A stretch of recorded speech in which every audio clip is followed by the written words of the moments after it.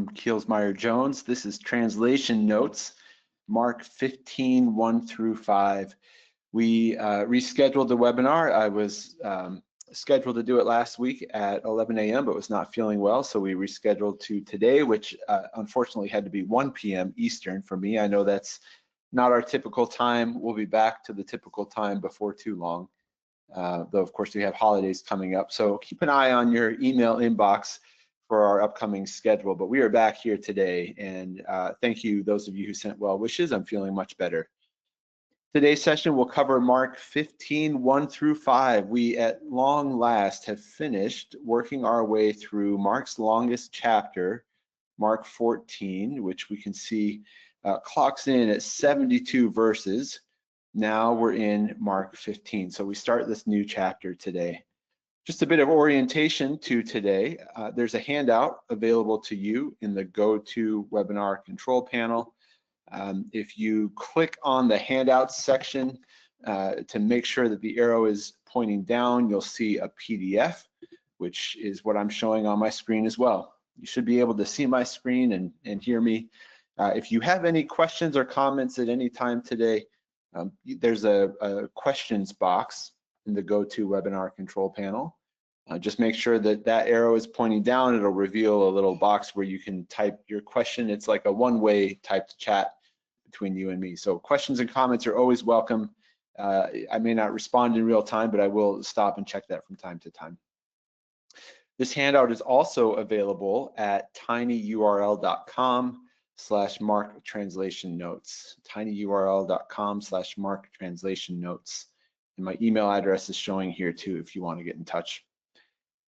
So we're going to look today at some lexical and grammatical questions that come up, as we do, when translating the Greek text of Mark into English. So let's start with Mark 15:1. Here I am in accordance. I'll just make the font a little bit bigger. Well, we get two of Mark's favorite words to begin, kai and euthus. We'll talk about how to translate that, but here's what we get at 15:1.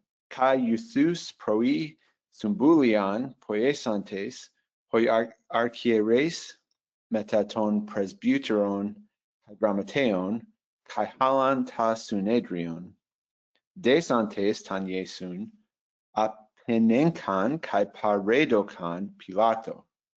Left to right, I'm going to read it, although it's not going to make a lot of sense left to right, but and immediately early in the morning, a plan or a gathering, making, and now we get to the subject.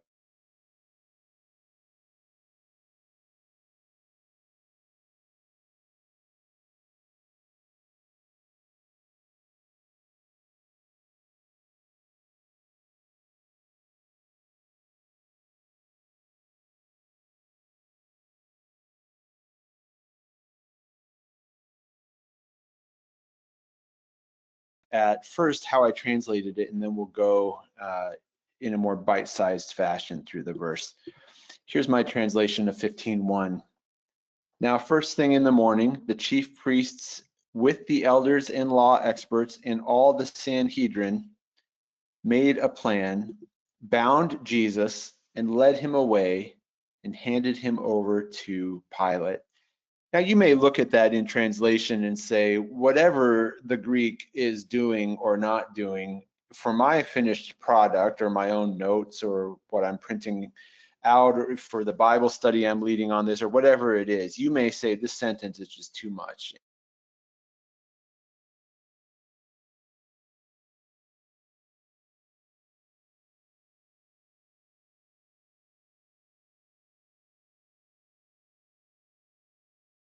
Possible to Mark's Greek.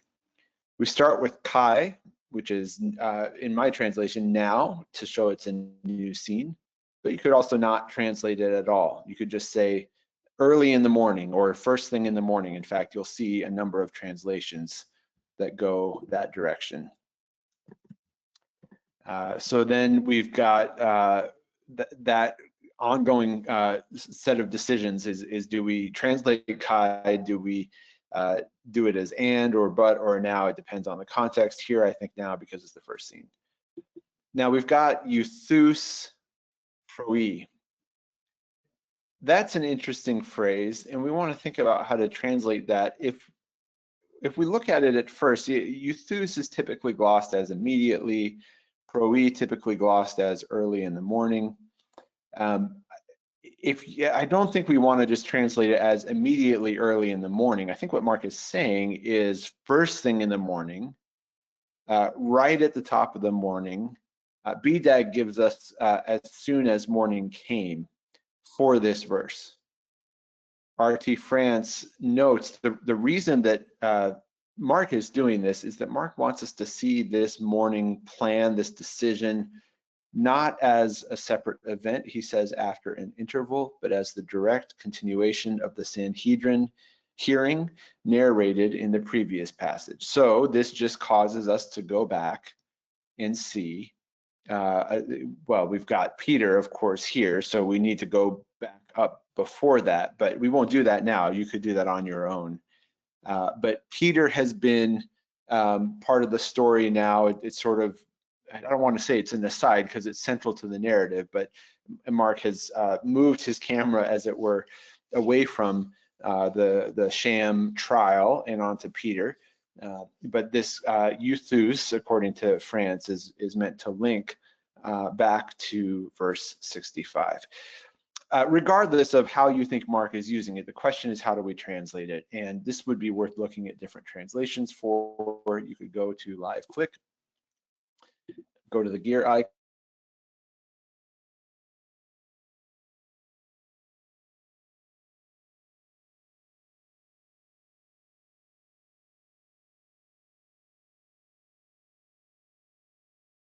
at daybreak. It's a nice, elegant, economical translation. Very early in the morning, as soon as it was morning. And then the New King James gives us immediately in the morning. So it's bringing out the euthus as immediately, but I think euthus goes with proi here, that what we want to say is the very first sign of morning, or at the very beginning of the day, something like that. So France says that that is to link it back to what came before. I think it could also be Mark's rhetorical way of saying something like, they didn't waste any time. They got going right away. All right, so that's one thing to think through with translation. Another thing is sumbulion poiesantes, which could be making a plan. So we've got poiesantes, which is the participle, masculine, plural, nominative. We'll see the subject in a minute. What are they making? They're making a plan, or a, well, let's look that word up in BDAG. It's a consultation, it's a meeting, it's an assembly, it's a council session, or it's the result of such a session. And because of the word poieo here, I think we probably want to go with this in the context too. I think we want something like plan. They made a plan, they made a set of action steps, but of course they are gathering as well. So they're making a plan. I did note in the translation notes here that you could consider something like hatching a plan or concocting a plan or some other way to translate that. The only thing I don't really like about make a plan is that it sounds maybe neutral. I'd say here as neutral as making a list of home repairs, although maybe that isn't neutral if you've ever had to make a list and act on it. But it's not just any kind of plan. It's not just sitting down and planning out their day. There's something nefarious to this. So consider, even if poieo itself can be rendered as made, and even if sumbulion can be any kind of meeting with any action steps, you could keep it safe how I did here, but you may consider what kind of a meeting this is and bring that out in translation. So hatching, concocting, I don't know, meeting in a conniving way, something like that. There are 4 actions here, so let me just set the stage here structurally for this verse. I think that might help, because already it's easy to get lost because you've got an immediately in the morning or first thing in the morning, gathering, making. You don't even get a main verb yet. You have a participle. which tells you there's an indicative verb still to come, and you haven't had the subject yet. So you really have to take this verse as a whole. Well, we see hoi here, which is our indication that, okay, we've got a subject.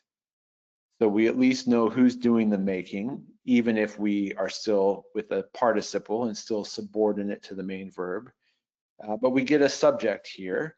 We'll come back to that in a minute because I want to do the verb first. But here's the whole subject. So we've got, let's just say it's hoi. Let's just put hoi as a stand-in for all of this right now. Poiesantes, and then of course that matches in gender, number, and case. And then desantes, which is parallel to poiesantes. They are both masculine plural nominative participles. Aorist active. Let me just confirm that with the instant details. Aorist active participle, and here aorist active participle, masculine plural nominative. So that goes together, even though it's separated by this long subject. Poiesantes and desantes. I've put that here in your instant details. Those are verbal participles. They are 2 of 4 actions in this verb. The next 2 are the main verbs, and they're joined with kai. So you've got the adverb, the setting describing what's happening. You've got participle number 1 making a plan. You've got the subject interjecting there. You've got participle number 2 binding Jesus. And then you've got main verb, which is verb or action number 3, and number 4, penenkan kai paredokan. So here we've got, and you could put them on one line as I've done here. We've got the indicative verbs that they led him away and handed him over to Pilate. If you want it to be really formal in your translation, well, you can't, just because the word order will make an unintelligible English sentence. But if you wanted to be as formal as possible, it would go along the lines of, now first thing in the morning, making a plan and binding Jesus, the chief priests with the elders and law experts and all the Sanhedrin led him away and handed him over to Pilate. But I just don't think that's intelligible. We need to get the subject up there sooner in English. But I like to start in a sentence like this, which starts to feel almost like we're reading not just a narrative, but something like a letter of Paul. This is one of the great things about Koine Greek, is that you've got these participles with their morphology, how they're spelled, how they're inflected, telling you that they're participles, so you know that the main verb is still to come. And so sometimes, because you can see them, or if you don't remember them, you can always use your instant details. I will often start with the verbs as kind of my anchoring point for a sentence. In fact, you could also go to your diagrams here and see a visual representation. You've got here, I'm not sure I would quite diagram this the same way, but you've got, at any rate, you've got the main verbs here. So here's your subject and here's your predicate, and the main verbs come up on that top line. It's just split here because it's a compound main verb, and then the participles come off because they're subordinate. So here's poiesantes and desantes. So I would start with that just to orient myself. The diagrams are color-coded. Maybe you've done some color coding in a print Bible. Of course, you've got the highlight option here in accordance that you could use if that helps. But here they are in bullet points. Here are the 4 verbs. And because they meet the criteria of the participle of attendant circumstance, which we've covered in this series a number of times, you could translate them all the way through as if they were main verbs. That may make more sense. So the chief priest with the elders and law experts and all the Sanhedrin made a plan, bound Jesus, and led him away and handed him over to Pilate. In fact, that's how I understand these participles.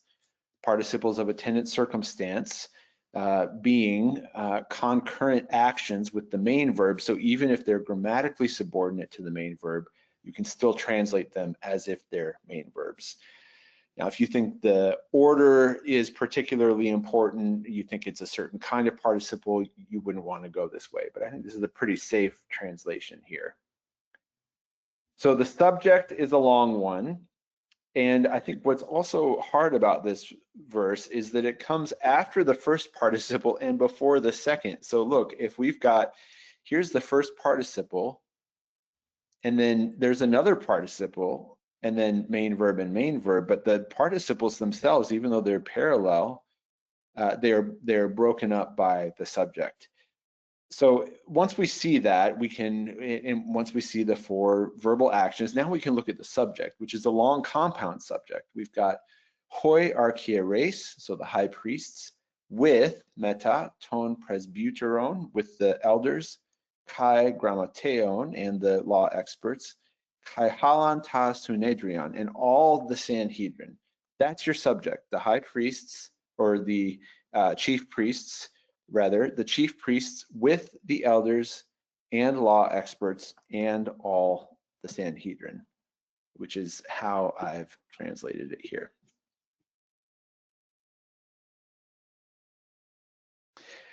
Note that France says the fact that this time a meta subordinates the presbyteroi kai grammates to the archieres makes it clear who are making the running. In other words, who are, as Rod Decker says, who are calling the shots.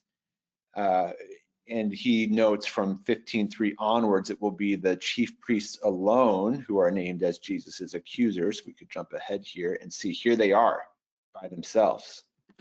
So France interprets this, and this is an interpretation. France interprets this meta, this with, as actually subordinating these other two groups of the Sanhedrin to the chief priest. So this is really, he says, the chief priest calling the shot. His additional evidence is 15:3, only they are named.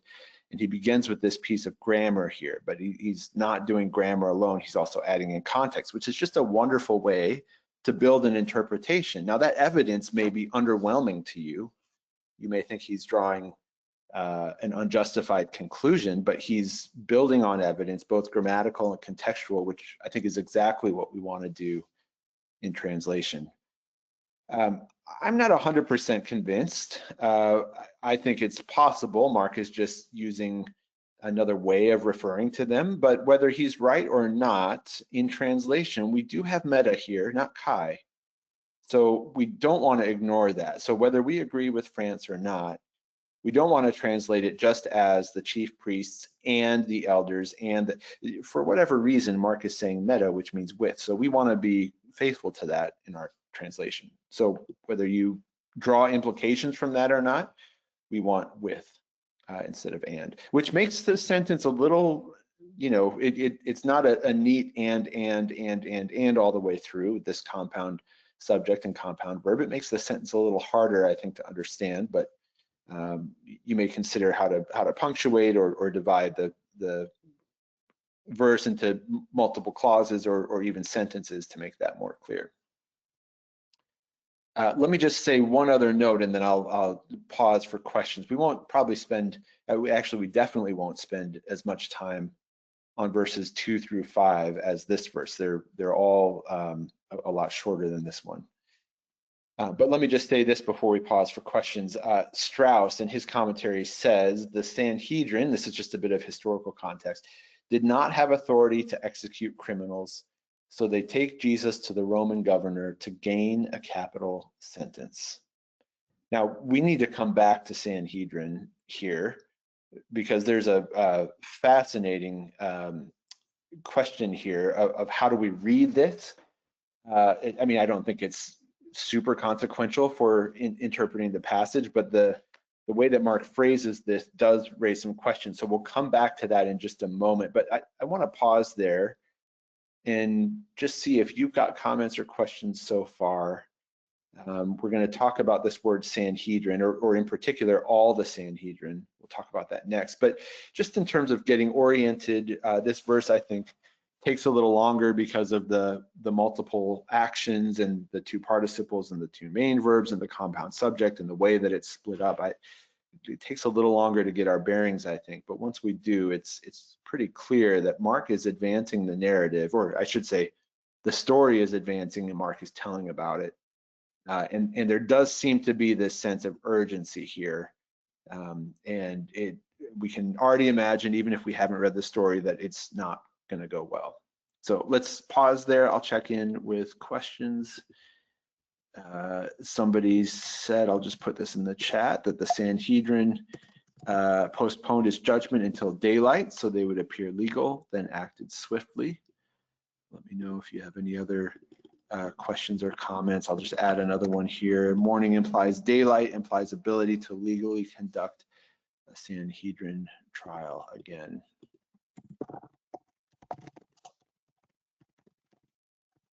And let me know if you're having any issues with volume cutting in and out. Oh, helpful here. Let me just, I'll put this comment as is in the chat. Somebody else gives various graduations or gradations of mourning, pro-E, pro-ia, pro-iathin, pro-ima, and so on. Yeah, this would be a great thing. And so how you could find this, well, you can check the comment that's there. So thank you for that.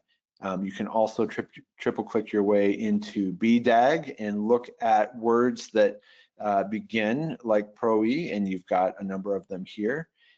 You may also wish to look at this word in Mark. Actually, what I would do that I didn't, but with the translation here, I mentioned these two words going together. I'd see where else that's used. Now, unfortunately, euthus pro-E as such is not used elsewhere in the Greek New Testament. So we don't have another point of comparison there. But yes, thank you for that comment there, looking at the different forms of mourning. So I think, you know, what we don't need to do here is figure out like a watch time, a clock time. That's not, there's no numbers here. If there were numbers in the Greek text, we'd be thinking more along those lines. But we've got early morning, and yeah, do consider whether through that comment in the chat or BDAG, whether you want to go more specific with this particular word. I think that would certainly be a useful way to spend your time. Keep the questions and comments coming. We'll stop again at the end of the verse, but let's talk about this Sanhedrin business. You may have said, well, I thought that the Sanhedrin was the chief priests and the elders and the law experts. And here I've got Mark saying the chief priests and the elders, or with the elders and law experts, and all the Sanhedrin. So what is going on with this? Is there a missing group? Was I wrong? Or is this something else? So the first thing I would do, I mean, we're going to look at the Greek of this, but the first thing I would do, or the first thing I did do, I might just go to any Bible dictionary, and I might just look up the word Sanhedrin and make sure I'm right in that. You know, who is in this group, and so this won't take you very long. I'm not going to do it all now, but you'll get a sense from any Bible dictionary who the members of the Sanhedrin are. You'll see even in your commentaries, you'll get confirmation that Mark has in fact named the three groups that are part of the Sanhedrin, and now he said, and all the Sanhedrin. So what's going on with that? Why? It's almost like he's saying the Sanhedrin and the Sanhedrin made a plan. So the question is, what's he doing? So there are some different thoughts on this, as you might imagine. The question being, who were the members of the entire council or Sanhedrin? You could look at that word too. We won't do this in depth now, but let's just find this word, Synedrion. Governing board, council, the high council in Jerusalem. In fact, here, you didn't even have to go past BDAG to see who's in it. In Roman times, this was the highest indigenous governing body in Judea, composed of high priests, elders, and scholars, and meeting under the presidency of the ruling high priest. So presumably, the chief priest here also includes the high priest. But at any rate, it is not the case, at least in my view, that this is mentioning some other group. So again, why? Why the apparent redundancy? Well, going to the SIL Exegetical Summary Series, they give two options here. One, and these are just summarizing different commentaries that are abbreviated here. One way to read this is that it refers to the rest of the Sanhedrin. if the translation implies that the chief priests, elders, and scribes were not members of the council, it could be translated, and all the rest of the members of the council. Now, I will admit this didn't make a whole lot of sense to me, but I think what it's saying in this view is something like, maybe it's got some of the chief priests and elders and law experts and all the rest of them. I think that's what that interpretation is. Another possibility, and I think this is more likely personally, this and all the Sanhedrin refers to the preceding list of its members.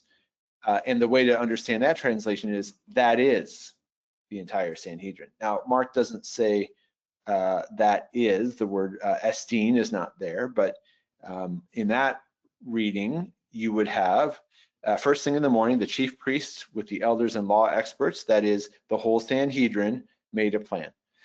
And if that's the interpretation, then what Mark is doing, the question of why is he being redundant, I think it's maybe emphatic. Maybe Mark is trying to say everybody was in on this.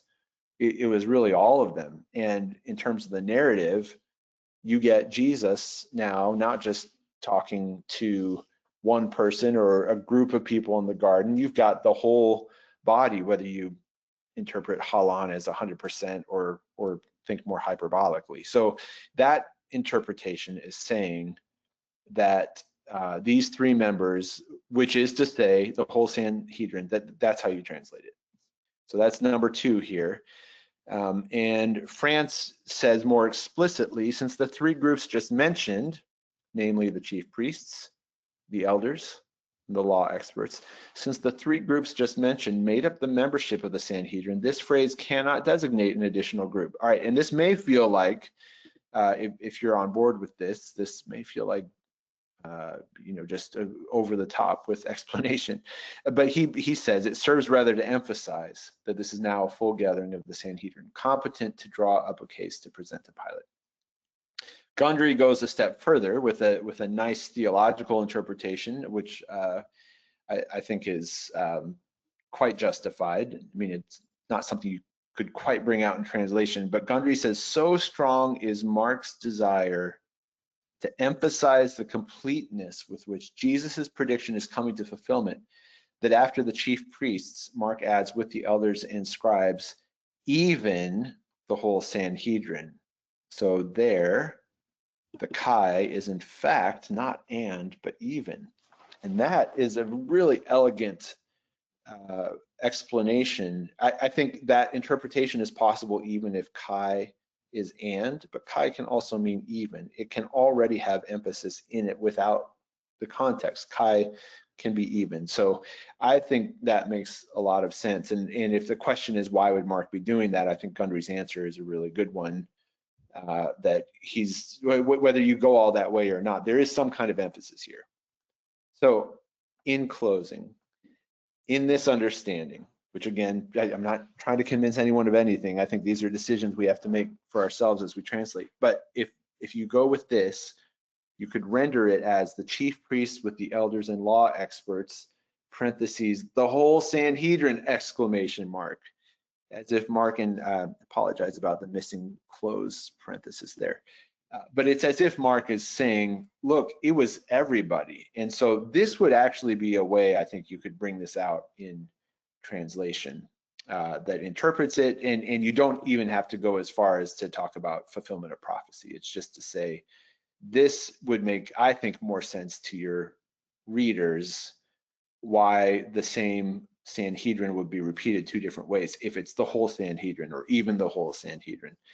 So in the end, I would in fact probably not leave my translation the way I have it here up in the text box, the chief priests with the elders and law experts and all the Sanhedrin. I would bring out that emphasis a little bit more. But I'd love to hear from you. That was a lot on one phrase, but I think we want to know so that we know how to translate it. And again, I think what we don't want to do is, if we're saying the Sanhedrin is these three groups, we don't want to unduly imply that there's somebody else by our translation. So that's just something to think about. But what do you think?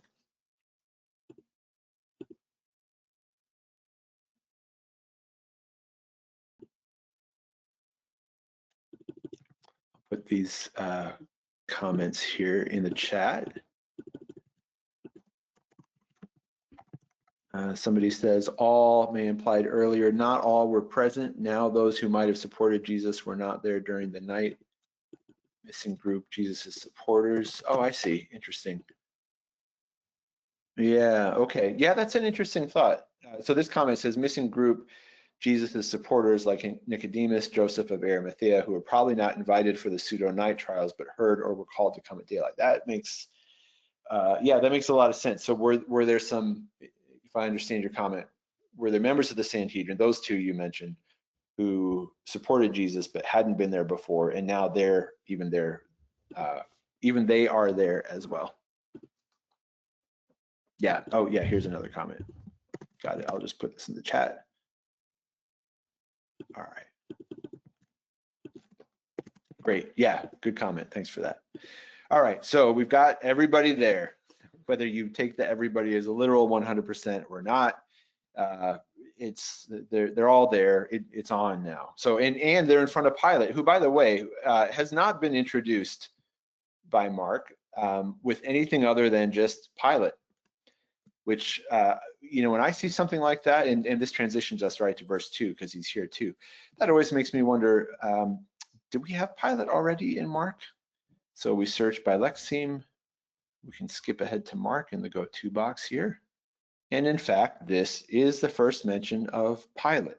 And I can, within seconds, confirm that in accordance, because I've searched it by lexeme so that I get Pilate in all of his inflections. It's the first time he's occurred.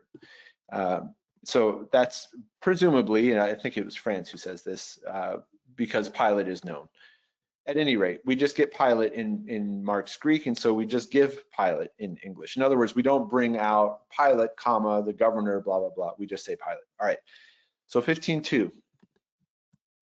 Kai eperote senautan ha Pilatas, su e habasileus ton Judaion, ha de apokrithes auto lege su leges. It's an interesting verse. Let's go left to right. And asked him, Pilate. So ha Pilatos is the nominative. It's the subject of this verb. Eperotesin, auton, which refers to Jesus, is the object. So Pilate asked him, you are the king of the Jews? But ha, he, which is Jesus, apokrithes auto, answered him, or answering him said, you say, or you say so. Here's my translation. And Pilate asked him, are you the king of the Jews? But Jesus answered him, you say so. I mentioned here this first bullet point. It looks like Mark's just assuming people know who Pilate is, so we get nothing else about him. This sue is emphatic because Pilate could have just asked habasileus ton Judaion, are you, because the subject is encoded in the verb here in Greek in a way that it's not in English. So there's some emphasis there, whatever we make of it. Jesus's reply also is emphatic, and it begins with su. This is one of the reasons I love looking at these texts in Greek, not just because I appreciate Greek, but because I understand something of the interaction that I miss in English, even in my translation. And I don't even know how you'd bring this out, but my translation is not showing the parallelism there. Maybe that's on me, but you wonder, do other translations show that parallelism that we see in the Greek? And we might just check. Are you the king of the Jews? You have said so. Are you the king of the Jews? That's what you say. Are you the king of the Jews? You say so. All right, so that's kind of obscured in English, but we have su and su beginning both statements, first the question and then the answer. And in both cases, it's not grammatically necessary because a already means you are, and leges already means you say. So I just think it's interesting that Jesus is, whether he's doing this on purpose or not, it could be like a mocking tone. Again, that's to read intention into the words, which is hard enough to do with the person in front of you, let alone somebody 2,000 years ago, let alone Jesus. So I'm not going to read intent into that, but the emphasis is there, and it does mirror Pilate's emphasis structurally. So you get su leges, which I would never have seen in the English, but it's right there in Greek. I think that's interesting. So then in translation, what you want to do is, I mean, yes, maybe interpret that, but think first about how do you translate it? How do you bring out the emphasis? We may not be able to do in English what Greek does in the same way. So one option is to put the word in bold. So it could be, are you the king of the Jews? Or you are the king of the Jews? You say so, put that in bold or underline or something like that. There's a fascinating question of interpretation here that I can only allude to and maybe give you some beginning resources on. And I would love your thoughts, but there's a question of interpretation here. Before we get to the question of interpretation, we just want some way to make sure that that emphasis is coming out and that it's coming out both times. And again, I think the best way to do that is in bold. Of course, if you open up any Pew Bible, most of them just do plain font. They won't do bold. So that may not be an option with your typesetter, but if it's just your notes or something you're printing or you're making, you know, do it in bold. So that I think covers the emphasis, and it will show readers the parallelism that's there in Greek. The question, though, we're not quite done with translation, because the question is, what is Jesus saying here? At its most basic, it's just you say, or you say with the emphasis. And even that doesn't really work in English, so you'll get something like you say so, or so you say in a number of translations, even if the word so isn't there. And maybe you leave it at that and you're done, but the question still remains and would probably come up in a discussion with somebody about this. Is Jesus saying, if you say so, or is he saying, yeah, you said it, like you got it, you're right? And those are two different things. So there's some interpretation here. This gets into one of Mark's themes, and I'll just kind of set this up for us, set the table as it were, as to how you could research this more. The question is about Jesus being the King of the Jews. Are you the King of the Jews? So I think when we want to interpret how is Jesus responding? Is Jesus being sarcastic? Is Jesus affirming him? Is it some combination? Is it something else altogether? Maybe the place to start is with this title King being used of Jesus. And maybe we also ask the question, has Mark given us any indication that Jesus thought of himself as King of the Jews? And if he did, does that mean he would have straight up answered Pilate, yes? And we have this other question too. Let me just set the stage even more. I'll just open up an English translation. If I can find it, bear with me. It's not the first time Jesus has been questioned about his identity. We had the high priest, are you the Christ? Let's go back there and see. Su e ha Christos. So we get the same, even the same construction, the same su e ha Christos. Now here, Jesus has just said ego e me. So you get a straight up answer and a yes. And in fact, this Christos title we've seen used more for Mark. So this might even be a comparative study for you to do after today. But we start with this king. Are you the King of the Jews? And we know this title is going to come up again. So let's go back to the Greek text. Let's get back to 15 here. I'm going to take the word basileus. I'm going to right-click, search for lexeme so that I get it in all its inflections. I'm going to jump ahead to Mark, and you would maybe want to study this in the other Gospels. For now, just Mark. We get the word king, but it's not, this is King Herod. This is King Herod again. Anyway, I'll just short circuit this search and say the word king is not used of Jesus until now. So there is not a place in Mark where Jesus has identified himself as a king. However, there is the kingdom. So the next stage in this search would be to search for not just king, but kingdom. Jump ahead to Mark. Feel free to slow me down in the comments if any of this is going too fast, or I can do it again. But Jesus has come from the very beginning saying the kingdom of God is at hand.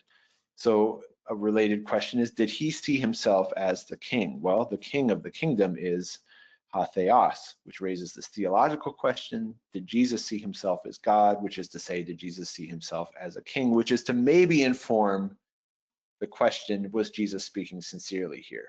Like, was he essentially saying ego eimi, just in a different way? Now, I personally don't think so. I don't think Mark gives us a lot of Jesus in the kingdom of God, but it is the kingdom of God. There's not an explicit claim to kingship. It's not to say Jesus is denying it. It's not to say Jesus doesn't even think that way about himself, but that hasn't come out explicitly in Mark. So Pilate may be on the right track. It may be beside the point. Maybe this isn't the title that Jesus wants because of how it would have been received. There's a lot of comment on this and how the word king would have played in its context. So it's a nested set of questions. I'll stop with this because I want to hear what you have to say. But there's a nested set of questions here. Did Jesus think of himself this way? Does Mark give us evidence to that effect? And if he did, would he have said yes to it in that setting, or would there have been enough misunderstanding that he might have demurred?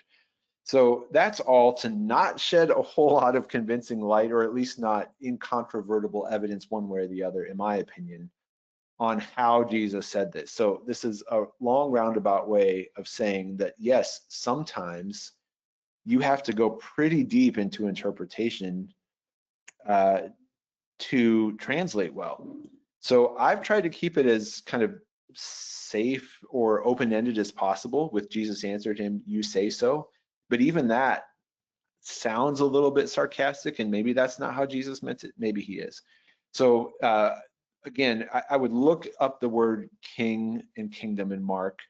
I would look at all the ways that Jesus refers to himself. Of course, you know, theologically speaking, we can go to John where Jesus says, "I and the Father are one." Therefore, Jesus is God. Therefore, the kingdom of God is the kingdom of Jesus. Therefore, Jesus is the king.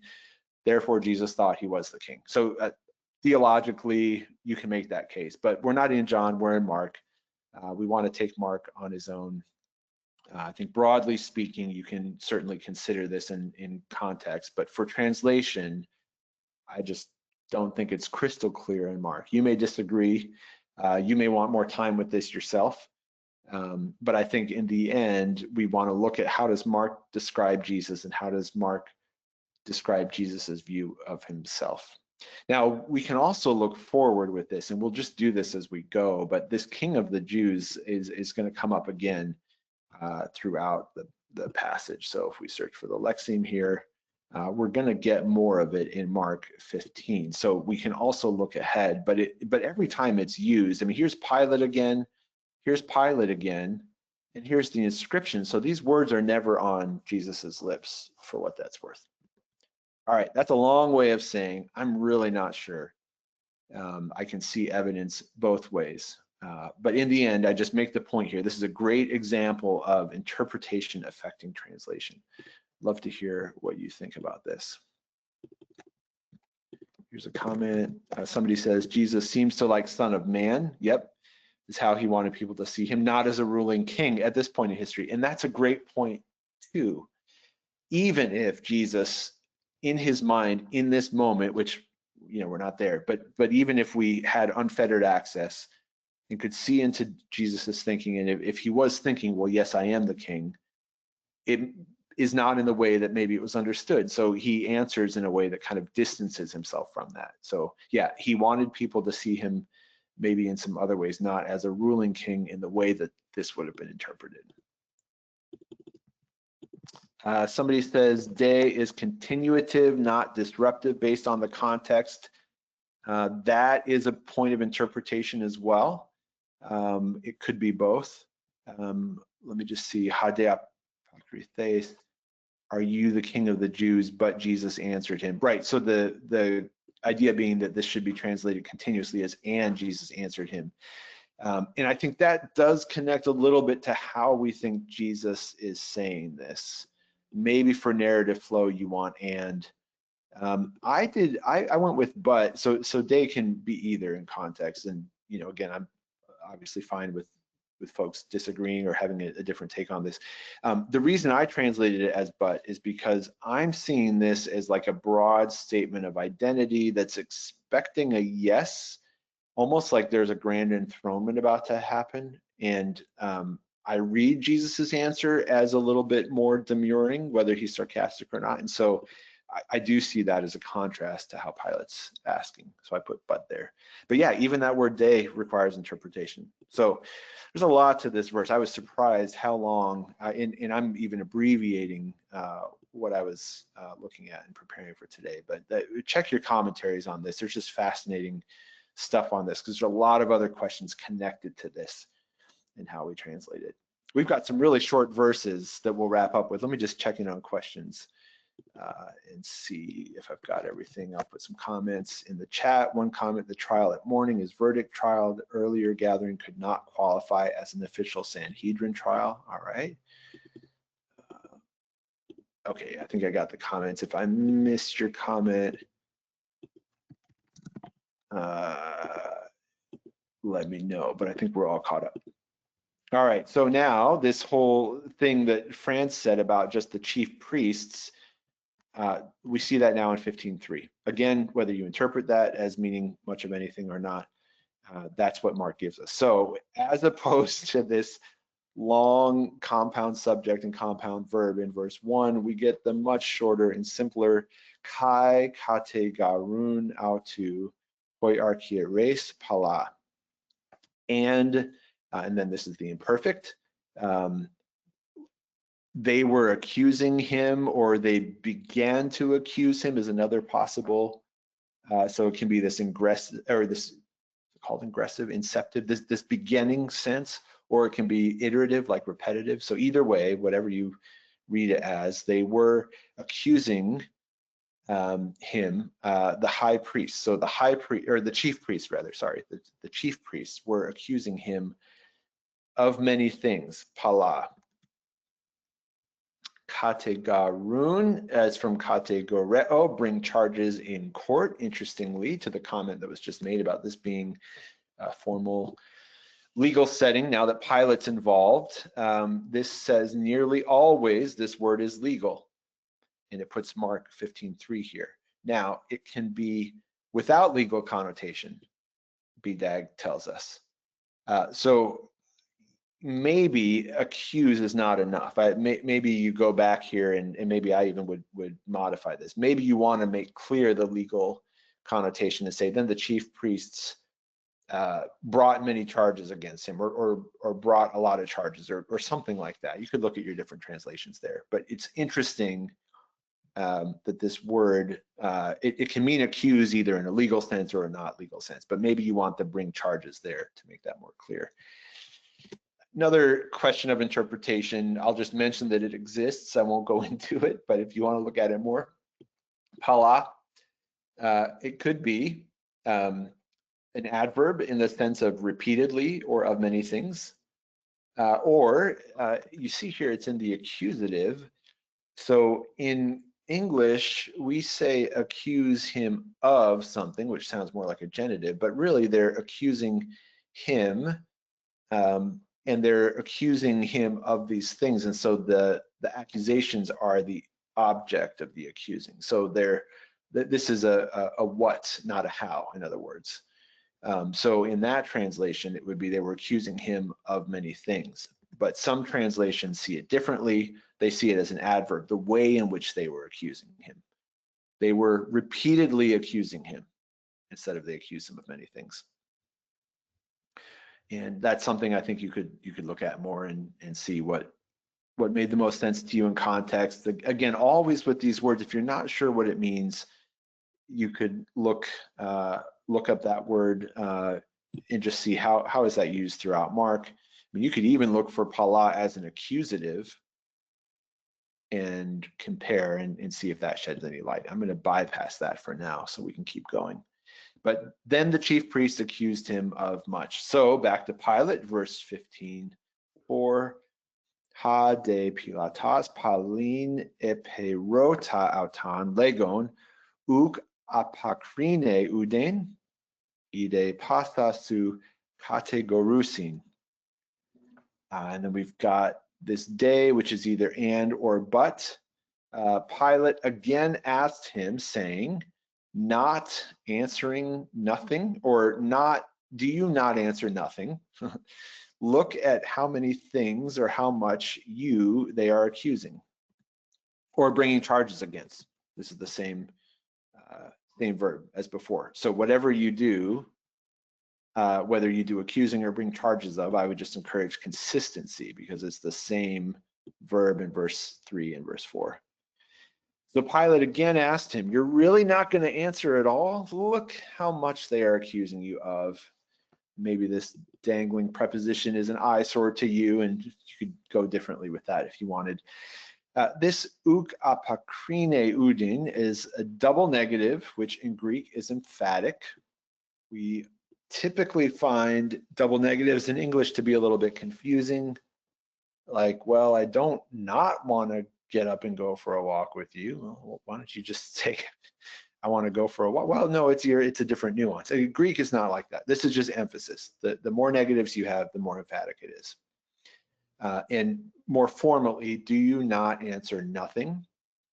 I've gone a little bit more with the paraphrase here, with the goal of bringing out what I think is Pilate's bewilderment, or maybe he's just like, why isn't Jesus advocating for himself? Whatever he's thinking. I think that's a way that you could bring out the emphasis. And again, there's more, pasa, see how many charges they are bringing against you, or look how much they're accusing you of is what I had. NASB has the charges here. I just note that Mark doesn't recount here what the charges are. Now, of course, the charges in verse 4 refer to the charges in verse 3.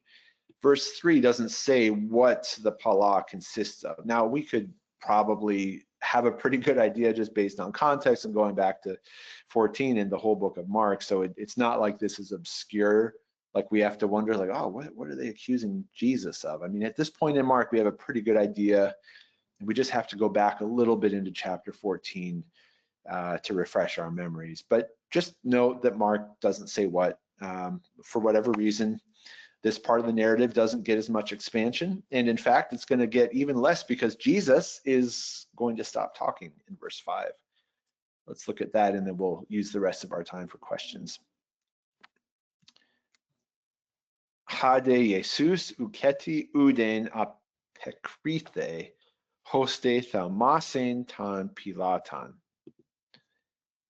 But Jesus no longer nothing answered, so that Pilate was amazed. But Jesus didn't even answer, so that Pilate was amazed. Again, Jesus's response mirrors Pilate's. That needs an apostrophe there. I will fix this in the other typo and upload it because we are not talking about Pilates. Jesus's response mirrors Pilate's response in structure, kind of. I mean, mostly. You know, we had the thu fronted before for emphasis. Here we get the uk uden, although with Jesus it's uketi uden. The word order is a little bit different, but it's really the same. So Mark, even though Jesus is not mimicking Pilate in words structurally, he is with his response how Mark describes it. I just think that's really interesting. And maybe there's nothing to conclude of that, but I don't know. I thought it was kind of interesting to see it in the Greek. So Pilate is this double negative, this emphatic, are you really not going to answer?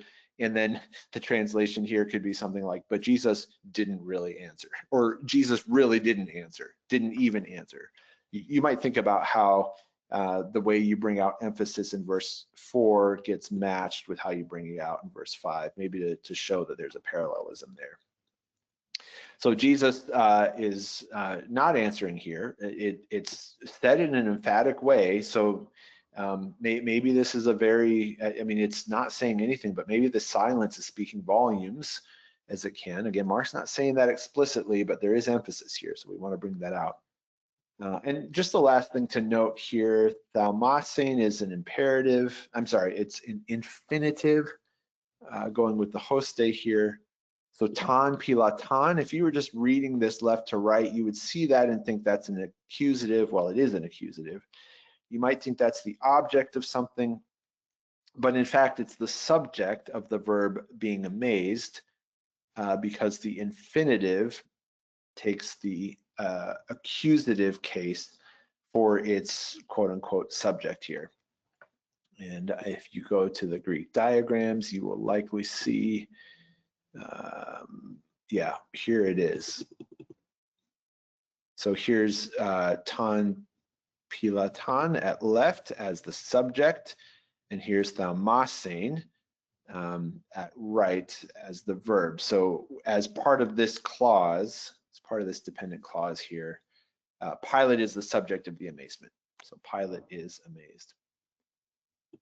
We're going to get to a new paragraph next time with verse 6. I'd love to hear any other comments or questions you've got, especially if you have been here and haven't had a chance to ask a question yet. I will prioritize those who may have wanted to say something but haven't yet. I'll respond to all the comments and questions though. Let me just put verse 4 and 5 up here together and see what you've got. Oh, yeah, back to this question about what charges are we talking about. Charges seem to be simply blasphemy with lots of occurrences. Yeah, it is possible. I didn't go over this a whole lot, but with this pala here, and even with this pasa here, it is possible to read this less as a litany of multiple charges and more as the same one or two charges made over and over again and very loudly. So to your point, yeah, I mean, the Greek very much permits that. I don't think it's totally conclusive here, but that would certainly make sense.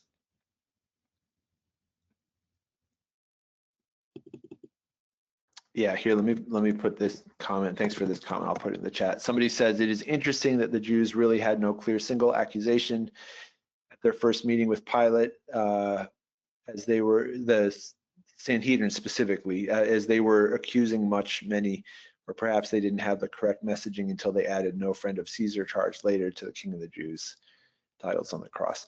Yeah, it's going to be interesting to watch this continue to unfold, but I think that's an interesting point about not having a clear single accusation. And I don't know if Mark's subtly trying to make that point. Maybe he is. But yeah, that's interesting that it's almost, you almost get the sense reading this, whatever Mark is trying to say or not, you get the sense of they're just kind of going for everything here. That pala here and the pasa here, you know, it's I can't remember the phrase, but it's well, there is the phrase that if you aim for everything, you'll hit nothing. Well, they're aiming for everything, and for Mark's readers, they're hitting nothing because they're, you know, Jesus is blameless and he's innocent, in fact, although he's not going to be judged innocent. But yeah, that's an interesting point about those charges, and we'll keep an eye on the King of the Jews title, because that's going to come up in the rest of the section. Oh yeah, and thank you for bringing this question to the front. We'll stop with this. Somebody says, are they still waiting for the expert witness Judas? Yeah, you know, that would have made a lot of sense to bring him, but it may be, again, just pure speculation on my part, but maybe in this gathering here that comes up, maybe in the making a plan. I mean, this is very short here. We just get 2 words here, and this could describe, I mean, I trust you've all been to meetings that where there was an impasse and they lasted a long time. They last a lot longer than 2 words. So yeah, maybe that has come up in this meeting already and somebody has discounted it. But I appreciate your bringing that question to the fore. Where is Judas? He should be here, but he's not. So yeah, that is a conspicuous absence if we're reading the text closely. So thanks for bringing that up. I've got a discount code for you all. Let me actually just end the recording first, then I'll stay on for another minute. If you are watching the recording, thanks for watching. tinyurl.com/marktranslationnotes. Within 5 minutes of my ending this live webinar, you'll get the typos corrected in an upload. So by the time you see this recording, it will be fixed. You can also email me with comments or questions.